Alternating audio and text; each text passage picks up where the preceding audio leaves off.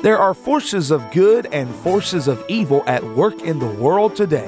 What are these forces? Who is responsible for the good? And who is responsible for the evil? Richard Shoff talks about current events which are rarely discussed by the mainstream media, events that affect us all. This program seeks to identify, to inform, and to equip the believer for what's ahead.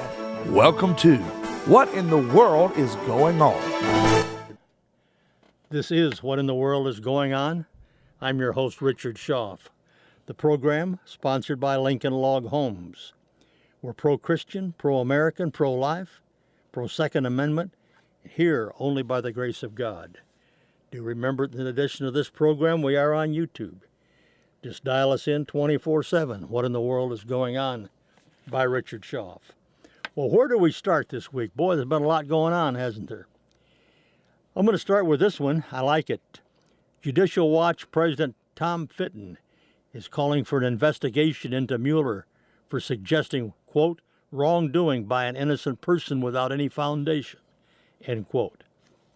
I like to start with him because I know he's an honest and very, very courageous man.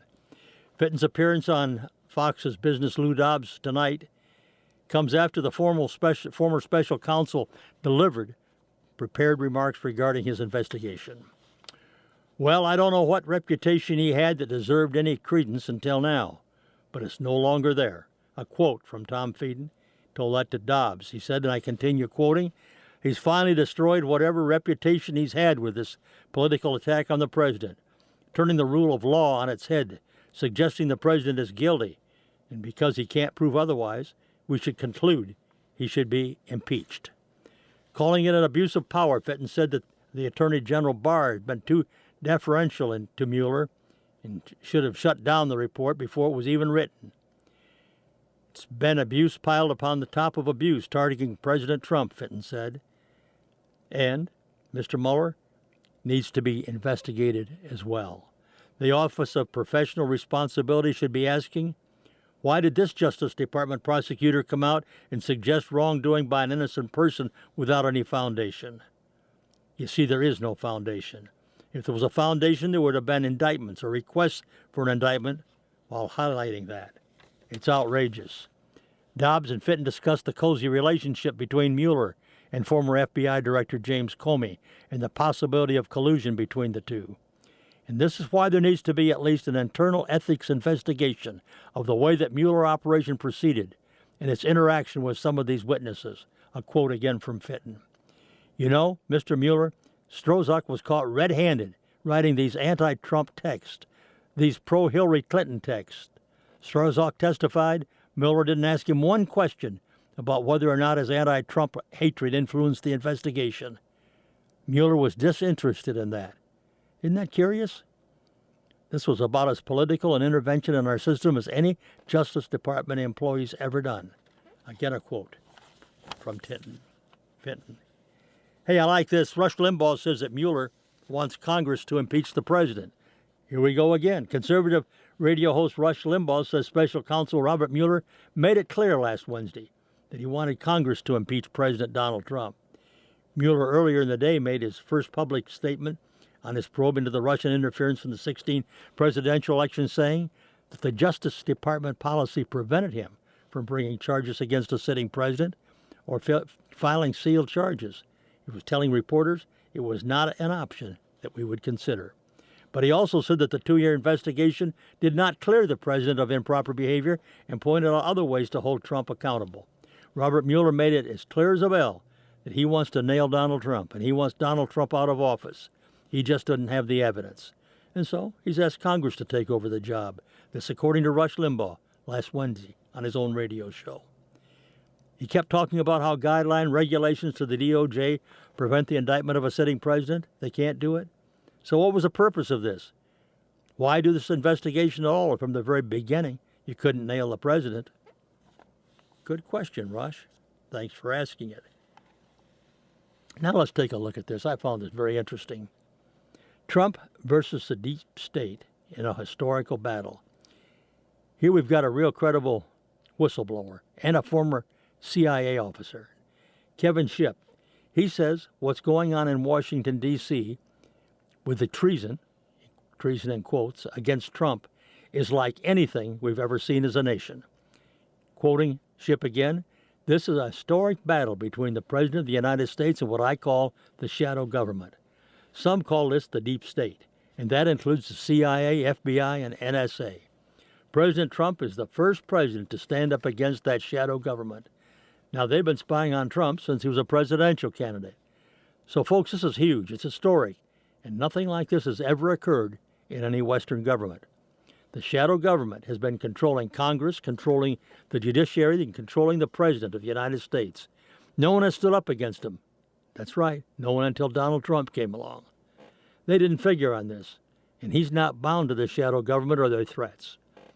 Trump has got them quaking in their boots because they've been engaged in illegal surveillance. They've been engaged in a false counterintelligence against the Trump campaign, literally planting spies in the Trump campaign. Now they're scrambling like rats to get off the ship. Comey pointing fingers at Clapper. Clapper's pointing fingers at Comey. Then there's a Loretta Lynch, so on. They're scared because this stuff is declassified. They were scared that it was going to be, and now it has been. And the American people now are going to see what they've done. For some of these people, this amounts to treason. They attempted a coup against a duly elected president of the United States. Make no mistake, what happened to President Trump with a hoax of Russian collusion was a frame job to knock him out of office. Trump has called this treason. And when he says this, the mainstream media is silent. Boy, they're not going to talk about it at all. Well, okay, Shipp says. They know it. And now they're trying their level best to support these shadow government deep state players because the media was complicit in this false Russian collusion. There's no way they're going to report on information that will expose their role in it. They shot and they missed, and it was a bad miss because they tipped their hand. An old saying, folks, if you're going to try to get rid of the king, overthrow him, make sure you're successful. They're finding that out with our king. Shipp also points out that the new Attorney General, William Barr, is the right man for his job. He's good for prosecuting treason cases. See, Barr was a former CIA attorney. Shipp noted that he was skeptical at first, but now he's right behind Barr. He thinks that Barr, being a CIA attorney, gives him an inside view. Barr has an edge over the CIA and the FBI. He knows how the system works. He knows how they're going to stonewall him. He knows how they're going to use classification to try to conceal what they've done. They got the worst president and the worst attorney general for them as far as exposure goes, because what they've been doing has been criminal, and now he's got them both to take on at the same time. The president and the attorney general should be successful in this. Barr has subpoena power, and they're quaking in their boots because this has never happened before. They've never been challenged like this before. It's going to be interesting to watch, folks. Shipp also points out that it's simply a case of spying to get blackmail information against political opponents. He says it goes back to 2012, started under the direction of Obama. This was an NSA domestic surveillance, and it's been going on since before 9/11. It increased after 9/11. What they did, according to Shipp, Comey and the others, like Brennan, they went in and requested information from that was existing already on NSA supercomputers, and they used that information to spy on the Trump campaign. They did spy on Donald Trump, and it was extensive, and it was criminal, and they were using systems that the NSA already had in place. This lays all the way back to Obama, and of course Hillary Clinton. Hillary Clinton being the blackmailer extraordinaire, and Barack Obama. They were using this power to intimidate others and probably to blackmail others. That's exactly what they were doing. They were all engaging in flagrant criminal activity. They all thought that the global princess was going to get elected, and all of a sudden, boom. The unthinkable thing happened. Donald Trump was elected, and boy, are they freaking out over that. Good for them. Parallel report. Take a note from last Sunday.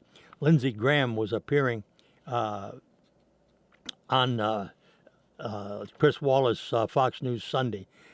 Graham, who's Senate Judiciary Committee chairman, asserted on that program that the former government officials opposing declassification of Russia probe documents are worried about being exposed. Doggone right they are, because now it's being declassified by our president. In that interview, Graham also argued Democrats are unconcerned about whether the FBI misled the federal surveillance court in order to obtain foreign intelligence surveillance, the FISA warrants, against Trump campaign advisor Carter Page. They are unconcerned then, but they're getting concerned now. I want all the documents around the FISA warrant application released, Graham said. I want to find out exactly how the counterintelligence operation began. A quote from Graham, I think transparency is good for the American people, but not one Democrat seems to care about it. I wish some Democrats would come forward to find out if the FISA court was defrauded by the FBI and the Department of Justice. That's a quote from Graham. As you probably know, however, President Trump granted Attorney General William Barr the authority to declassify documents from the Russian probe. He also instructed the heads of several federal agencies, including the CIA and FBI, to provide documents to Barr as part of his review of the origin of the investigation. Barr is looking into the origins of the FBI's Russia investigation, as well as the surveillance activities carried out by the FBI and CIA against Trump associates.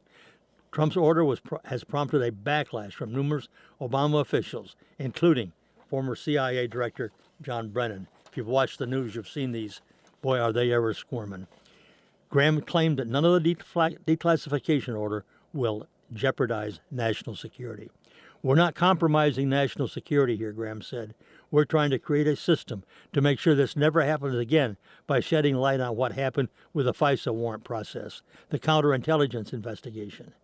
Did they have a lawful reason for surveilling Trump's campaign? Did they lie to the FISA court? Every American should want to find that out. Again, a quote from Senator Graham. And folks, take a look at something here. It's kind of interesting. What do you think George Washington, Winston Churchill, and President Trump have in common? Well, let's take a look. Winston Churchill appeared to have an uncanny understanding of his own destiny. While he was still in school, in a conversation with his contemporary Sir Murden Evans, Churchill, then only 16, remarked, I quote, I can see vast changes coming over a now peaceful world. I see great upheavals, terrible struggles, wars such as one cannot imagine. London will be attacked, and I will be very prominent in the defense of London. Churchill said that when he was only 16.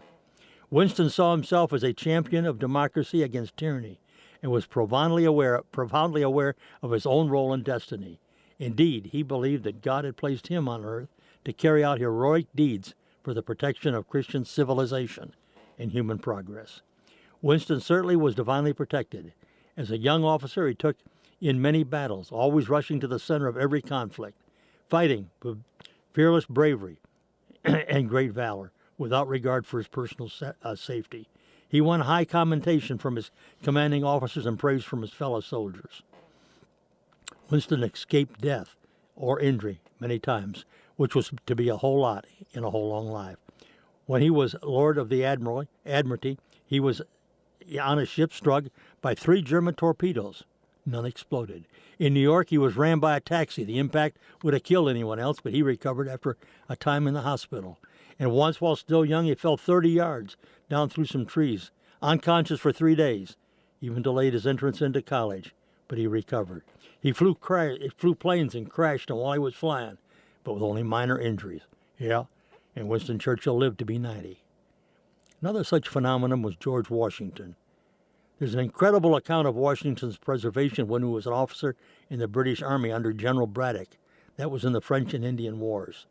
His regiment was attacked by Indians using guerrilla tactics. Braddock was mortally wounded. There was an enormous loss of life, 75% of the officers and more than 700 troops. A lot of it was due to the incompetence and confusion of Braddock himself. Well, Washington once said, I had 4 bullets through my coat, 2 horses were shot out from under me, yet I escaped unhurt, though death was leveling my companions on every side. Washington attributed his wonderful escape from even a wound to the overruling providence of God. Well, I think Donald Trump can be added to those other 2.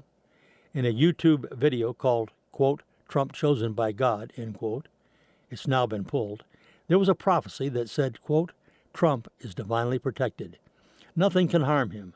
Let the Secret Service continue to diligently guard him, but he stands under God's protection, under God's protective wings, and is doing God's work not only for our republic, but the light that shines from him is influencing the whole world. Everything that happened to him in his life so far, the successes and the failures, were preparing for his higher calling. Sure, Trump's a multimillionaire. He could be relaxing in some beautiful, luxurious place, playing golf, and enjoying the good life. That he's chosen to dedicate his life to serving us, taking all of the slings and arrows hurled at him by the evil and the ignorant. The dreadful abuse he's taken means he loves America, the American people, and we ought to love him in return. The majority of us do. Amen. And we certainly do. Well, listen to this. Trump, America's eagle, soars alone. Found this in a Chinese restaurant the other day. A fortune cookie message was left that said this, and I'm quoting, "Leaders are like eagles. They don't flock. You find them one at a time." And end message. That wasn't your usual fortune cookie note. No credit given for such a wise little sentence, probably because it's a common sense observation. This little remark of bit of universal truth made me smile. It's kind of a timely reminder of how fortunate we are to have elected Donald Trump. He's not a member of any flock, which is why the D.C. establishment hates him so much. You see, they're all of a flock. They think alike, act alike, do business alike, barter for favors, all in the same way. For the most part, party identification is irrelevant. Most of the major players collude with each other. We conservatives got to be grateful for the exceptions to the rule. There's Senator Johnson, Devin Nunes out in California, Matt Gaetz down in Florida, Chuck Grassley, Lindsey Graham, Jim Jordan, isn't he a great guy? And, of course, Ted Cruz. There may be others momentarily out of my mind, but the lesson of the quote is how rare real leaders actually are. We now know that both Mitt Romney and Paul Ryan could have been great leaders, but have since betrayed their stated conservative principles. Neither of them recognize Trump as the leader he is, and both have shamelessly sought to sabotage him. They're not the only ones. Just now you've got Justin Amash up in Michigan. He comes to mind, as do all the Republicans in Congress who quit because they thought Trump would be found guilty of the Russia collusion. Well, that was all invented by the cabal of ignorant criminals in the deep state who believe themselves to be above the law. What's become of our government?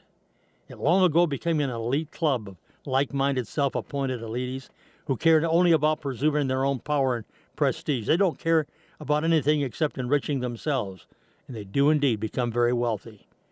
You know, Pelosi and Feinstein are among the richest members of Congress. Hey, folks, wouldn't you like to see their tax returns?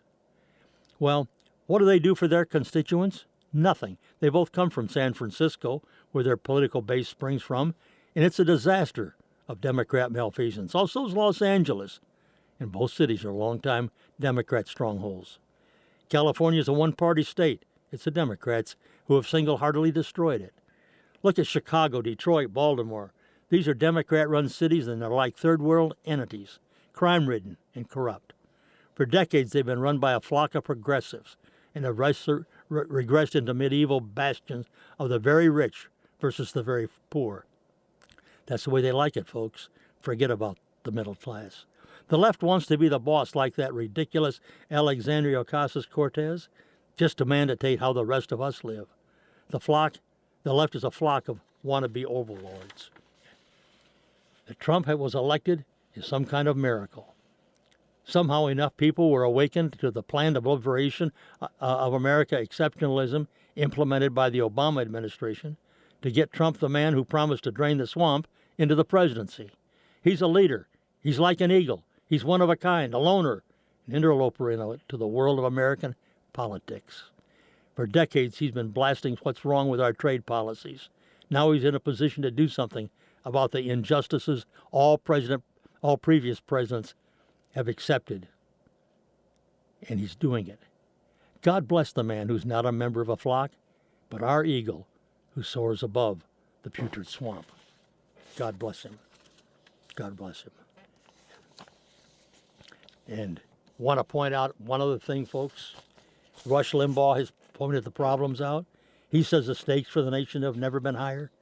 Giuliani challenges Mueller to testify on Capitol Hill. These are just part of the voices we're hearing. The voices are being shouted. So something I want to share with you, pretty interesting. This is where cycles, wherein civilizations rise and fall. From bondage comes spiritual faith. From spiritual faith comes courage. From courage comes liberty. From liberty comes abundance. From abundance comes complacency. From complacency comes apathy. From apathy comes dependence. From dependence comes bondage. The author is unknown. Heard it many years ago. Saw it so many years ago. At that point in history, we were still living in a time of growing abundance. But of course, we had hints of complacency and the beginnings of a strong downturn in our culture, morality, and spiritual life, but nothing like today. Today, we're living in the latter stages of the cycle. We're moving rapidly back to bondage, total loss of our freedom here in America. As the cycle predicts, we're moved from abundance into near total apathy and complacency as the political left has taken over our entire country, the educational system, the media, the government, the courts, entertainment industry, and now the internet. Meanwhile, most Americans have been so dumbed down by the media and educational system and blinded by their prosperity and affluence that they've forgotten or discarded all the principles that once made America great. Just the frog never even noticed it was being boiled ever so slowly. Most Americans haven't noticed the gradual loss of our freedom and decline in our culture. It should be remembered that our early settlers, most of them Christians, were escaping persecution in Europe when they came to our country. They were looking for political and religious freedom. From the bondage of Europe, they fled with great faith and courage to the shores of America. They were looking for freedom. They were guided by God. Our nation was founded on biblical principles, as we see enshrined in the Declaration of Independence, the Constitution, and the writings of our founding fathers. We weren't a perfect people, but there was a reverence for and a fear of God that was the former of our country. And the God of the Bible blessed our nation and its people like no other nation in history before it. We became the greatest nation in history, but boast from our great abundance, especially since the end of World War II. We began to forget God. We chased other gods, the gods of money, pleasure, entertainment, sensuality, and our influence began to blind us to the growing evil in our midst. We didn't even notice as communists, socialists, globalists, atheists all began to grow in power and influence all around us. And now, folks, America is being taken over by people who hate the God of the Bible, who hate what the Bible teaches, and who want to silence Christians and all lovers of freedom. Sadly, we are so late in the cycle that most Americans, including most Christians, cannot even see the evil, let alone take a stand against it. As a people, we are moved from complacency to apathy. Of course, there's a small remnant, a tiny minority of Americans who do see the evil and are fighting back against it as best we can. We saw that in Israel in the Old Testament as that nation went into a steep decline and embraced great evil, which included, as in our day-to-day, baby killing. The remnant pushed back, but was not enough to stop the evil. The only thing that woke up the people and starved off total destruction was a number of occasions, was great pain. Under the great pain and suffering, the people turned back to God, and he postponed his judgment. This also happened to Nineveh in Jonah's day. It was described in the book of Jonah. If you study history, the civilization cycle has been the reality for most nations and empires. In our day, we've moved from abundance to complacency and to apathy. We've become totally dependent on a government that grows more evil with every passing day, and we're now moving rapidly into a degenerative culture and an evil, socialistic, atheistic system in which we will be enslaved and not likely to emerge in our lifetimes. A great awakening in America could change all this and give us more time as a free nation. But that's unlikely to happen except through great pain and suffering. The minority or the remnant, while fighting as hard as we can against the rising evil, should be making personal and family preparations for very hard times which are about to descend upon us. The preparations we make should first be spiritual. Grow as close to God, the God of the Bible, as you can. Seek His guidance and direction and His peace in the midst of a storm, knowing that that storm is coming, folks, and it's going to be real ugly, real ugly. Make personal financial preparations. The whole financial system could very well hit a Richter scale earthquake very shortly. The sad reality is that virtually no one that you know and that I know will believe any of this is coming or could ever believe that the things that I'm talking about today will happen. A large percentage of people around the world, except in communist, Muslim, or Hindu countries, where they're persecuting Christians greatly, it's now exploding. Other than that, the people are now living in near complacency, total apathy, and denial. That's not likely to change until the tsunami of pain hits. In the meantime, if you're part of the remnant, button down the hatches, folks, and prepare for the storm. It is coming, and it's going to be very noisy. Now this. Today, as I bring this program to you on Sunday for the first time, I want you to note that this is the day that Franklin Graham has called Christians to ask God to embolden President Trump against his foes. Reverend Franklin Graham was among the clergy who prayed at President Trump's inauguration. His father, Billy Graham, participated in the inauguration of several past presidents. Graham and 250 other Christian leaders are calling for us today, June 2nd. That's today, folks, when the program is first being aired. He's asked this to be a special day of prayer for our presidents in hopes that God, quote, will protect, strengthen, embolden, and direct Trump against his political foes. President Trump's enemies continue to try everything to destroy him, his family, and the presidency. Graham posted this last Sunday on his Facebook. In the history of our country, no president has been attacked as he has. I believe the only hope for him in this nation is God. This is a crucial time for America. We're on the edge of a precept. Time is short. We need to pray for God to intervene. We need to ask God to protect, strengthen, encourage, and guide the president, he said in his post. Among the organizers is Dr. Richard Land, president of the Southern Evangelical Seminary in Charlotte, and Clarence Henderson, president of the North Carolina-based Frederick Douglass Foundation. Graham's post calling for a special day of prayer today, June 2nd, has already prompted 113,000 shares and nearly 40,000 comments. Many people are saying they've already been praying for our president. If you're listening to this and it isn't the day that we're calling, make it your day to hold up our president in prayer. On June 2nd, today, organizers of the Day of Prayer asked pastors across the nation to lead their congregation in praying for the president. The Sunday schools and other groups would join together and pray, and that individuals and family across the country would have a special focus on praying for the president that day. That day, folks, is today. Would you join me as I lead us in prayer for our president? Oh Lord, I do pray that you would continue to protect, direct, guide our president. Help him to overcome the foes that are amassed against him. We thank you for putting him in office. We know you put kings on and you take kings off. And we know, Father, that God is your man for this hour.